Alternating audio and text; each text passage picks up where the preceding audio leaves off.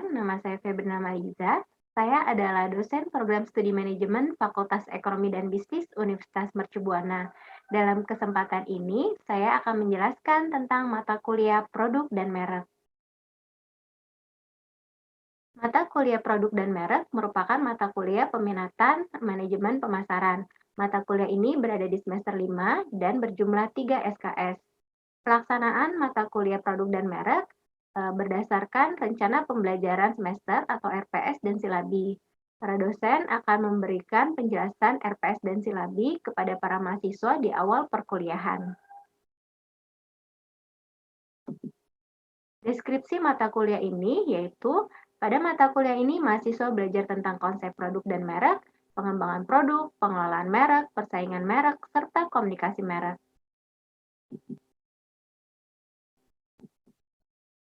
Capaian pembelajaran mata kuliah ini yaitu 1. Mahasiswa mampu menjabarkan konsep produk dan merek. 2. Mahasiswa mampu mengidentifikasi strategi pengembangan produk. 3. Mahasiswa mampu menganalisis implementasi pengelolaan merek. 4. Mahasiswa mampu menganalisis strategi persaingan merek. 5. Mahasiswa mampu menganalisis implementasi komunikasi merek.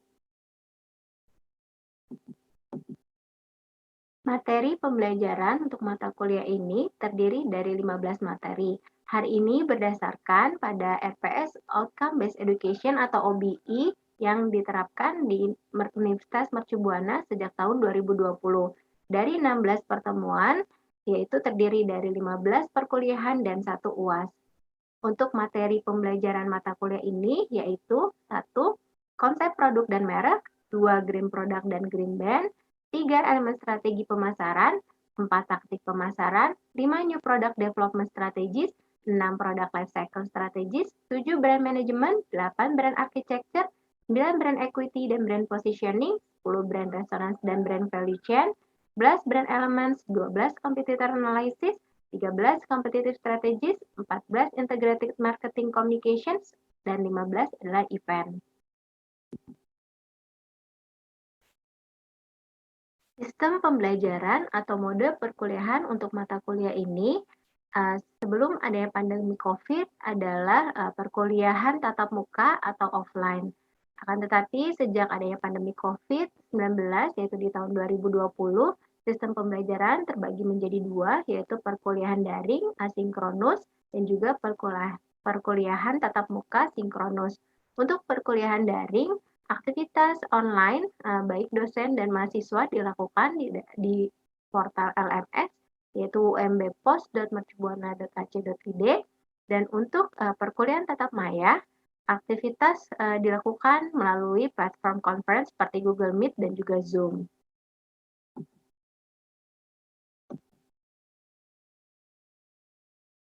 Metode pembelajaran untuk mata kuliah ini berdasarkan dua sistem pembelajaran yang telah diberlakukan saat ini, yaitu adanya perkuliahan daring dan juga perkuliahan tatap maya.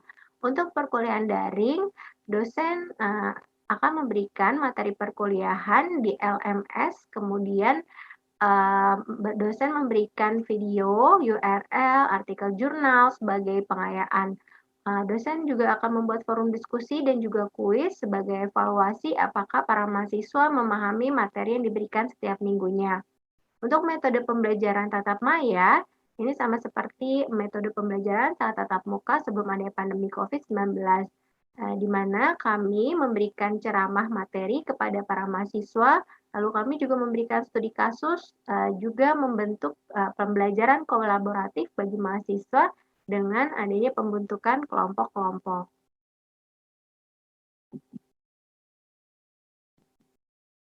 Interaksi dosen dengan mahasiswa untuk perkuliahan tatap maya sama seperti tatap muka, terjadi interaksi antara dosen dan mahasiswa yaitu di sesi tanya jawab dan juga sesi diskusi.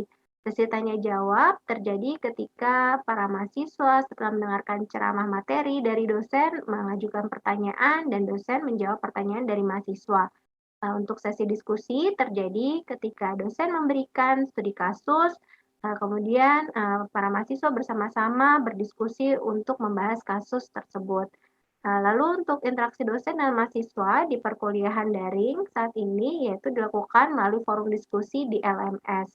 Untuk forum diskusi, mahasiswa akan menanggapi forum yang telah dibuat oleh dosen, dan dosen akan menanggapi jawaban-jawaban diskusi dari para mahasiswa. Selain interaksi melalui perkuliahan tatap maya dan juga perkuliahan daring di LMS, dosen dan mahasiswa juga berinteraksi di dalam media WAG, di mana melalui WAG ini dosen bisa memberikan informasi tambahan kepada mahasiswa, dan mahasiswa dapat mengajukan pertanyaan kepada dosen di luar dari perkuliahan tatap maya dan di luar dari perkuliahan daring.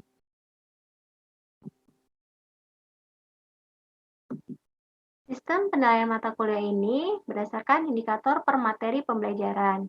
Nah, terdapat 3 indikator secara garis besar, yaitu ketepatan mahasiswa dalam menjabarkan materi untuk materi 1 sampai dengan 4, ketepatan mahasiswa dalam identifikasi materi, materi 5 dan 6, serta ketepatan mahasiswa menganalisis materi 7 sampai dengan 15. Untuk teknik penilaian, mata kuliah ini berdasarkan RPS OBI yang dirancang terbaru di tahun 2021, terdapat 4 teknik penilaian, yaitu tugas besar 1, bobotnya 25%, tugas besar 2, bobotnya 25%, tugas yang ketiga, bobotnya 20%, serta UAS 30%.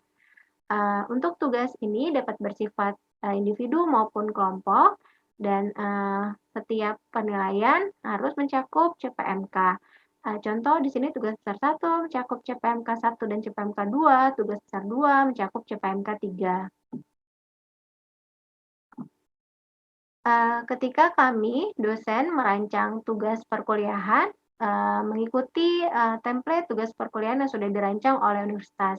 Di sini terlihat dari keterangan tugas berapa yang kita berikan kepada mahasiswa, sifatnya individu ataupun kelompok, ada instruksi pengerjaan bagi mahasiswa, komponen penilaiannya apa saja, dan bobot untuk masing-masing komponen penilaian berapa. Di sini juga ada keterangan, kriteria, dan skala penilaian. Untuk nilai A, skalanya 80 sampai dengan 100 dengan kriteria tertentu.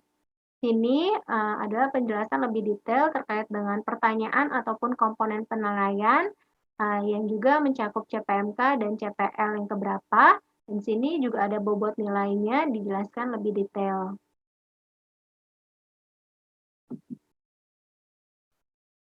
Sekian penjelasan mata kuliah produk dan merek. Selanjutnya adalah video rekaman proses perkuliahan mata kuliah produk dan merek dalam bentuk micro teaching. Atas perhatiannya terima kasih. Wassalamualaikum warahmatullahi wabarakatuh.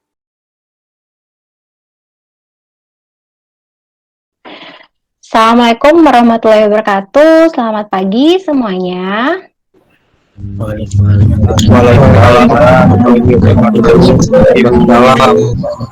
Pagi Bu. Ya, gimana kabarnya? Sehat semuanya? Alhamdulillah sehat Ibu. Alhamdulillah. Ya, alhamdulillah ya. Semoga semuanya dalam keadaan sehat, dalam beraktivitas ya, baik kalian maupun keluarga. Baik, untuk hari ini yaitu perkuliahan mata kuliah produk dan merek. Hari ini kita masuk ke dalam pertemuan materi ke-11. Saya buka tampilannya. Terkait dengan materi di ke-11 hari ini, ya. Jadi materi pembelajaran yang akan kita pelajari terkait dengan elemen merek ataupun brand elements yang terdiri dari brand name, logo, tagline, dan story. Lalu untuk kemampuan akhir yang diharapkan dari mahasiswa, yaitu mahasiswa mampu menganalisis brand elements. Nah, ini masuk dalam CPMK ketiga. Nah, untuk sistem pembelajaran, ya, karena kita itu sejak pandemi COVID itu kan ada 2 sistem pembelajaran ya, jadi kuliah daring melalui LMS, yaitu di umbpos.mercubuana.ac.id, dan ada tambahan tatap maya ya, baik melalui Jmeet, Zoom, dan sebagainya. Untuk metode pembelajaran, untuk materi ini, nanti ada ceramah, materi dari saya, lalu kita akan diskusi, ada juga pertanyaan studi kasus, juga nanti untuk tugas adalah kolaboratif learning. Penilaian ya, untuk indikator dari materi hari ini adalah ketepatan mahasiswa dalam menganalisis brand elements, dan bentuk asesmennya adalah tugas besar 2 atau penugasan kelompok. Untuk materi hari ini yaitu terkait dengan brand elements ya. Jadi elemen merek atau brand elements itu adalah dari tampilan ya, visual bahkan fisik ya, yang mengidentifikasi dan membedakan antara sebuah produk atau jasa sebuah perusahaan. Jadi elemen merek itu penting ketika perusahaan membangun sebuah merek yang kuat gitu. Antara lain brand elements ini adalah brand name atau nama, lalu logo, tagline, dan juga brand story. Nah, untuk brand name ya, jadi kalau brand name itu atau nama itu kan sebenarnya yang paling pertama ya, biasanya kalau kita konsumen mengetahui produk atau jasa ya pasti dari namanya gitu, atau disebut the face of a product gitu. Nah, ini biasanya perusahaan atau merek itu dinamakan itu berdasarkan apa sih? Nah, ini yang pertama itu ada name of founders gitu. Name of founders itu biasanya merek itu dinamakan berdasarkan dari penciptanya, penemunya gitu ya. Nah, itu misalkan contohnya apa? Untuk produk Ford ya, Ford, Honda itu kan sebenarnya nama dari foundersnya. Nah, kalau untuk produk di Indonesia ada nggak yang mereknya dari foundersnya atau penciptanya? Gimana? Ingat nggak? Maksudnya merek apa aja nih yang name of founders? Yamaha juga Bu, Yamaha. Yamaha juga. Tapi kalau merek di Indonesia apa? Apa? AHA. AHA itu yang produk apa? Ini Bu, baju, sweater semuanya AHA. Name of founders. Iya Bu, kan punya Atta Halilintar. Oh, maksudnya A-nya Atta Halilintar. Oke, terus ada lagi nggak yang lain? Rans Bu, Rans ya. Raffi Ahmad Nagita Slavina ya, kalau nggak salah ya. Iya Bu. Iya benar. Ya, lalu ada lagi nggak yang name of founders? Jadi untuk penamaan merek itu pertama memang mungkin paling gampang kalau memang selebriti ya, gampang produknya adalah dinamakan si selebritinya gitu atau name of founders-nya seperti tadi Ford, Yamaha gitu ya. Yang menciptakan atau menemukan atau membangun produk tersebut. Lalu selain name of founders ada descriptive names ya. Jadi untuk descriptive names ini sebenarnya lebih untuk mendeskripsikan langsung fungsi dari bisnis tersebut gitu. Jadi misalkan contohnya Lion Air gitu kan ya, pasti kalian udah tahu oh ini penerbangan nih gitu. Atau misalkan British Airways gitu. Nah, itu kan jelas tuh descriptive names. Nah, itu adalah untuk contoh dari descriptive names. Lalu ada juga acronyms ya. Tadi seperti yang Atta Halilintar itu juga sebenarnya bisa juga masuk ke acronyms ya. Nah, acronyms itu atau initials ini contohnya misalnya apa? Kalau bank ya biasanya juga BCA, Bank Sentral Asia gitu, atau BNI, Bank Negara Indonesia gitu. Itu biasanya juga acronyms. Atau misalkan apa? KFC gitu ya. Banyak memang banyak produk ataupun jasa itu juga penamaannya berdasarkan acronyms. Nah, tapi ini dianggapnya ya itu low reminder value gitu. Jadi kadang orang itu suka campur aduk ini namanya gitu. Jadi banyak memang yang menggunakan acronyms, tapi mereka kadang sudah kecampur aduk, jadi suka sulit membedakan gitu ya. Lalu untuk fabricated names ya, jadi ini neologisme ini maksudnya pembentukan nama baru ya sebenarnya. Kayak misalkan Xerox itu ingat nggak itu untuk merek apa? Kalau Xerox itu untuk apa? Merek apa?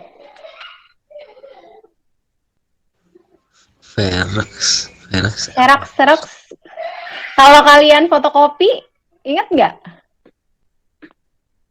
Kertas ya, Bu? Ya Bu, mesin fotokopi ya Bu ya? Fotokopi, ya betul ya. Jadi kalau kalian misalnya ke tukang fotokopi ya, itu kan biasanya mesin fotokopi ada Xerox ya. Nah itu Xerox itu dia memang fabricated name gitu. Jadi sebenarnya dari serografi ya, dari teknis serografinya itu. Jadi memang untuk fabricated names itu ya dia highly distinctive ya, maksudnya dibedakannya itu karena memang unik gitu ya, dibandingkan dengan nama yang lain. Lalu ada juga penamaan dari metaphors ya. Metaphors itu kan sebenarnya apa ya? Dia untuk mengarahkan ya sebenarnya ke feature of a company, produk atau service. Misalkan metafor dari Apple itu adalah bite into an apple. Sebenarnya bite-nya itu kan bukan bite gigit ya, BITE gitu. Tapi ini bite-nya itu adalah ini ada penyimpanan komputansi ya untuk bite itu. Jadi maksudnya mereka menamakannya itu sesuai dengan metafora ya, maksudnya tetapi metaforanya itu dikaitkan dengan ya tadi terkait dengan quality atau feature dari si company atau produk dan services-nya gitu. Jadi macam-macam ya penamaan merek itu. Nah, untuk elemen merek yang kedua adalah logo. Logo itu adalah graphic look ya. Jadi di sini graphic look atau tampilan secara grafis, biasanya sih nanti perusahaan-perusahaan itu akan membuat logo tetapi memasukkan unsur dari corporate values-nya gitu atau karakteristik corporate-nya. Jadi memang biasanya kalau logo itu dibikin warna-warnanya cerah gitu ya biar kalian ingat gitu ketika lihat logo ini, oh ini langsung ke merek ini dan sebagainya. Ada juga memang logo itu langsung ada tulisannya, tapi ada juga kayak model Apple itu kan hanya apel digigit, tapi kalau misalkan kayak TVRI, terus apa lagi Antam gitu kan, Kimia Farma itu kan juga ada menuliskan dari mereknya. Nah ini contohnya nih logo Pertamina. Jadi Pertamina itu kalau kalian ingat tuh dulu zaman kecil itu gambarnya kayak gini bukan? Kalau isi bensin, Iya Bu. dari dulu udah begini gitu ya. Tapi kalau dulu zaman saya itu ada kuda laut ya. Kalau dulu logo dari Pertamina ya. Jadi ini adalah logo yang memang terbaru dari Pertamina. Nah ini ada nih makna dari logo Pertaminanya itu. Yaitu misalkan warna biru memiliki arti andal, dapat dipercaya, hijau ya sumber daya yang berwawasan lingkungan, merah berarti ulet, ketegasan dan keberanian. Jadi memang di logo itu ya tadi yang saya katakan bahwa perusahaan akan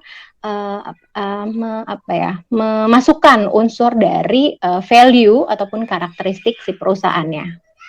Nah itu untuk yang ketiga adalah tagline atau slogan ya. Jadi untuk tagline atau slogan ini mungkin ada memang perusahaan ataupun merek yang punya ya, maksudnya tagline ataupun slogan ini. Tetapi kalau misalkan untuk yang kalian sering kenal gitu ya, jadi kan kalau tagline itu kan plays a unique and distinct role gitu in creating a harmonious brand identity. Jadi dengan selain ada merek, ada logo, tadi brand name, maksudnya nama merek, lalu logo. Nah biasanya juga kalau kalian ingat sebuah merek ya, itu juga pasti dari tagline atau slogannya gitu. Misalkan kayak ini nih contohnya, apapun makanannya, minumnya Teh botol botol gitu ya. Jadi memang pasti inget tuh, kayak misalkan yang McDonald's ini juga I'm loving it kan gitu. Jadi memang ketika ada tagline atau slogan itu bisa maksudnya jadi semakin kuat gitu ya untuk identitas dari si brand tersebut gitu.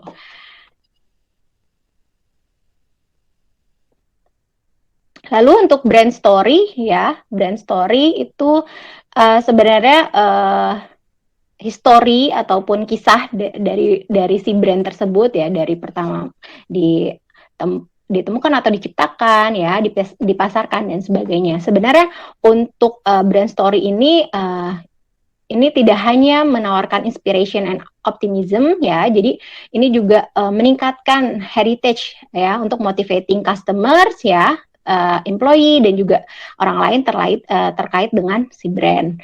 Lalu biasanya ya the true power of a good brand story lies in the depth. Jadi maksudnya benar-benar apa ya, mendalam, terus kredibel lah gitu ya. Jadi ini memang ini membantu juga untuk provides to all stakeholders. Nah, di sini misalnya contohnya itu ya, misalkan yang contoh brand Wardah ya, brand Wardah mungkin kalau yang perempuan ya suka menggunakan makeupnya Wardah itu pasti tahu ya, kan foundernya siapa, yaitu Bu Nur Hayati ya kan, ini lulusan farmasi ya ITB, bekerja di perusahaan kosmetik ya, terus berhenti sampai dengan menciptakan Wardah, dan sampai sekarang itu Wardah itu memang brand satu ya, karena dia memang halal ya, terkait dengan halal dia mengusung pertama pionir ya sebagai pengusung kosmetik halal.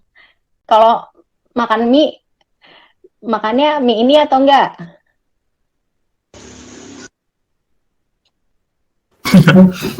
Enggak juga.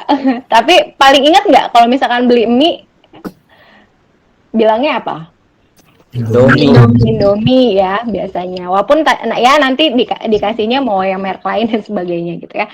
Jadi memang seperti Aqua ya, Indomie itu juga dia karena dari sudah kuat ya, karena memang sudah berpuluh-puluh tahun ya Indomie ini.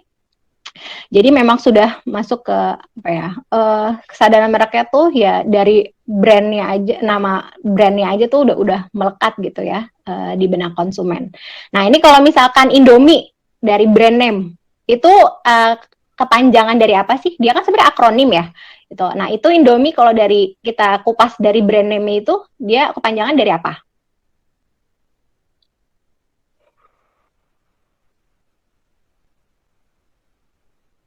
Indomie. Indo berarti Indonesia, Bu. Iya, betul. Indonesian mie. Iya, Indonesia mie ya. Jadi memang dibuatnya itu adalah untuk mie yang memang diproduksi ya, misalnya asli dari Indonesia, itu makanya Indomie. Terus untuk logonya kan seperti ini ya.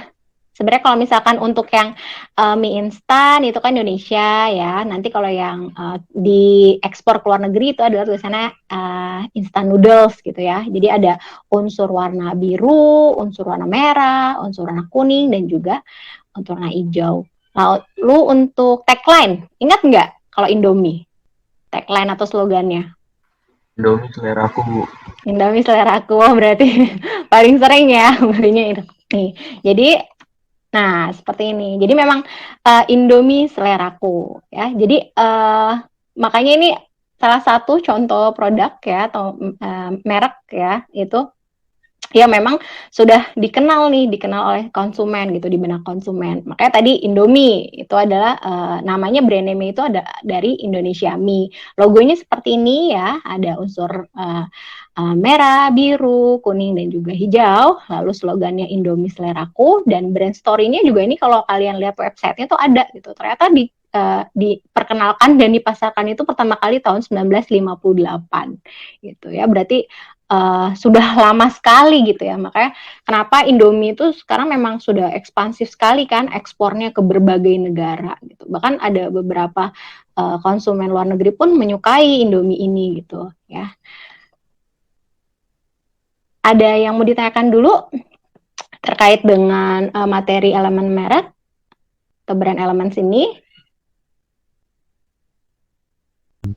Ya, silakan boleh langsung. Apakah elemen merek itu cuma ada 4 atau emang ada yang lainnya, Bu? Kalau elemen merek itu sebenarnya lebih dari 4 ini ya. Jadi tidak hanya brand name, logo, slogan, brand story. Kalau misalkan kalian tahu ada URL ya. URL itu atau situs dari perusahaan atau dari mereknya itu juga masuk ke dalam elemen merek ya.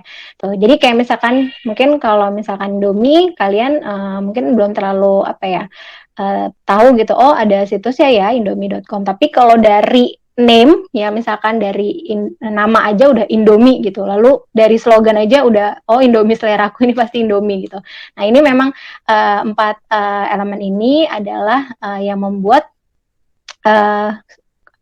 merek itu kuat gitu ya, maksudnya jadi strong brand.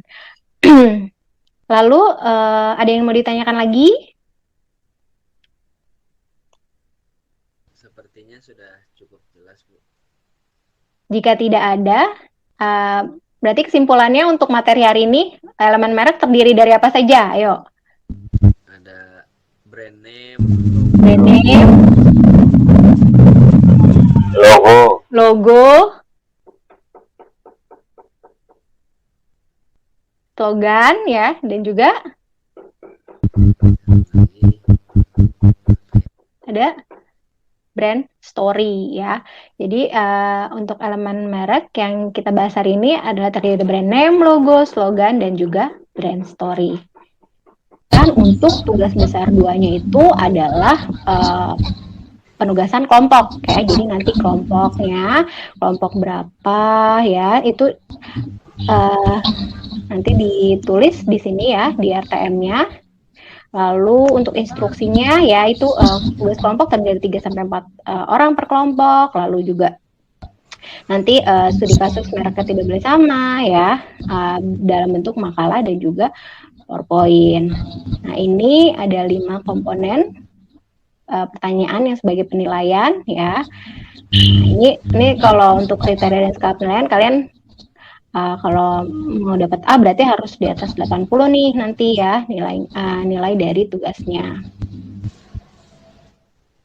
Lalu di sini ya ada 5 poin pertanyaan yang harus kalian bahas ya terkait dengan tugas kelompoknya, yaitu terkait pertama analisis brand management dari merek yang kalian pilih, analisis brand architecture-nya, lalu analisis brand equity dan brand positioning, serta analisis brand resonance dan brand value chain, dan juga analisis brand elements.